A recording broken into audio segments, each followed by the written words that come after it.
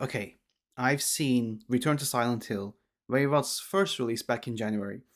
And I didn't want to make a video because it wasn't worth it, but it's just been bothering me this last few months, and I was like, you know what, I'm in my regular schedule upload now, and I might just talk about it because it is literally one of the worst video game adaptations I have ever seen in my life. I'm not the biggest Silent Hill fan. I have played Silent Hill 2, I have played Silent Hill F, and I'm looking forward to the new games like Townfall and Silent Hill 1 Remake.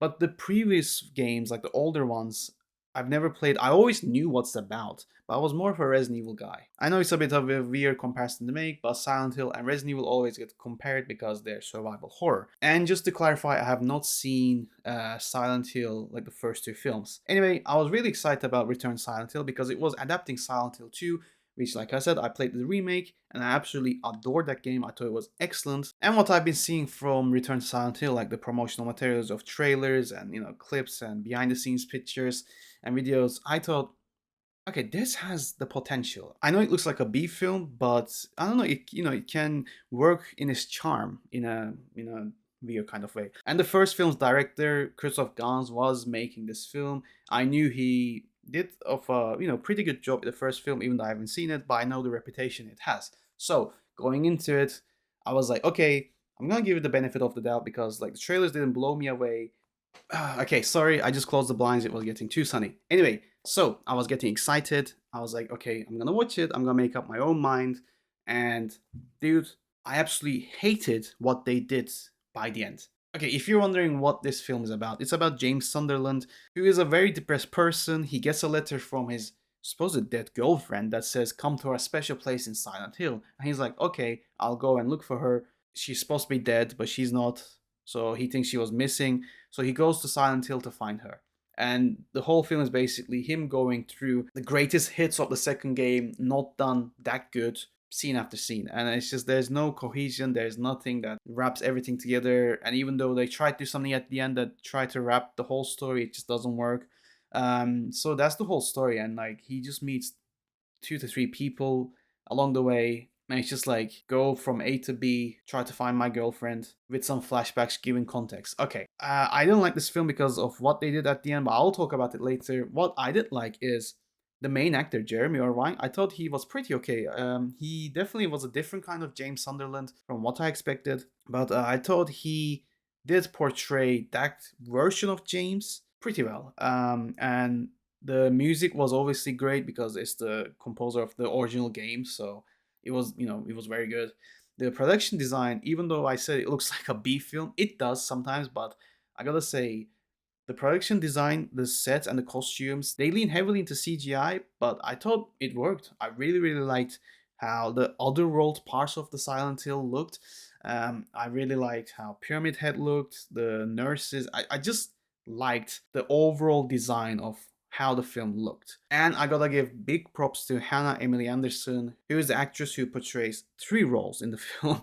She portrays Mary, she portrays Maria, and Angela. Okay, saying all that though, I hated what they did with the story because Silent Hill 2, like the game story, is so impactful. It is so raw and emotional that I knew it would be hard to adapt in the film because you actually play it. The game doesn't have that much of a story. What there is great, but like you get it through visual storytelling. You get the story through playing. You are James and you're going through these locations and figuring out what is happening. The film tried to replicate that, it just doesn't work. And the ending that they explained was horrible.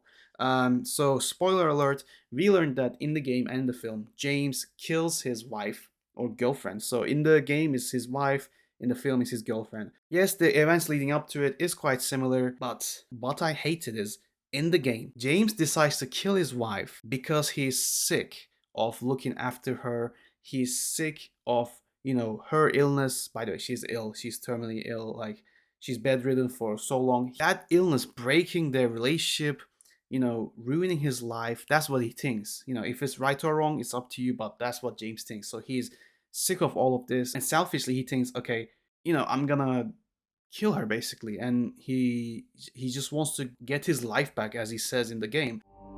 The truth is, I hated you. I wanted you out of the way. I wanted my life back. So the whole story is about him grieving, it's about his guilt, his shame. Like he knew he shouldn't have done something like this and he did it, and he has to go through Silent Hill as a punishment for himself. That's the whole story, and it's so impactful because it is something that he wanted to do. He did it. It was his action. Like he said at the end, I hated you, and you ruined my life basically. Even though he didn't 100% mean it, he did what he thought he had to do at that time. The film differs. The film says that Mary actually encouraged James to kill her, and I was like, okay, it just changes the whole story and the meaning of this story, because I love the idea of this guy punishing himself because of what he did. But in the film, the whole Silent Hill punishment feels less impactful because Mary actually encouraged him to do that. I know he still helped end her life. It just isn't as impactful as the game, and I don't know why they did that. That was so dumb, actually. Just copy the game, like you literally copied everything from the game. Why change that? And my other issue from many, them changing Mary to be his girlfriend rather than her wife was quite weird, because once you're a husband and wife, there's a connection there. There's an unbroken trust and connection that develops between these two people. But when you boyfriend girlfriend, isn't that impactful? I know you can love each other, but why would they change that? It just doesn't make sense. So anyway, but at one point in the story, they do break up, and James, goes and starts having a tantrum. He just gets drunk and starts painting himself as like the Pyramid Head. That just ties to the nurses as well. Okay, so the design in Silent Hill 2, the nurses, the lying figures, all these, you know, female looking monsters are super sexualized. They're showing a lot of leg, some of them are made up of legs basically. It is a way of Silent Hill portraying James's inner desires and thoughts, because when his wife Mary was ill, they probably had a lot of sexual problems. They cannot get intimate, so he is longing for that desire. So he, back of his mind, that's why Maria is another problem too. That's why Maria is super sexualized and looks like his wife. That is the image of his wife he probably have thoughts about, and Silent Hill portraying that and showing it to him as part of his punishment. In the film, that is not impactful because one, they made James already super cool. James should not be super cool. He's already looks like a rock star. He dresses like a rock star. He has the long hair. He's driving a cool ass fucking car. So you're telling me this guy is already cool. And once they break up, I know he must have loved his girlfriend a lot in the film, but once they break up, you tell me he couldn't meet or didn't want to meet another girl? Like this James, I can see him sleeping with a lot of people, if you get what I mean. Like, but the games version of James, he is a loser basically.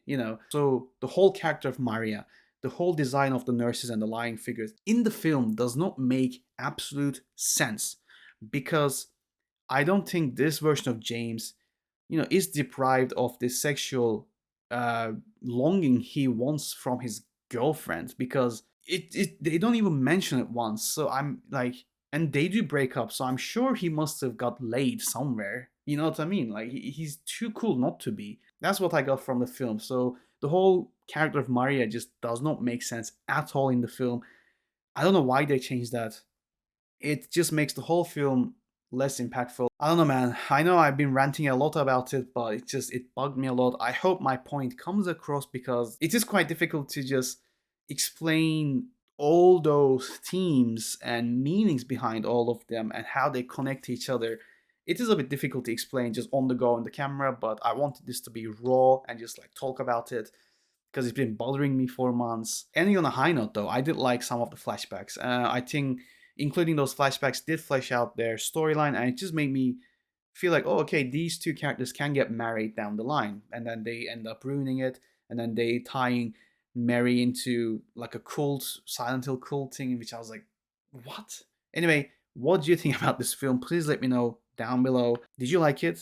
Like, if you did, why did you like it? Or did you have problems like me? And I'm just curious on what people are, thinking about this film. I know it's been 2 to 3 months now, but please comment below. Thank you very much for watching. I'll see everyone on the next video.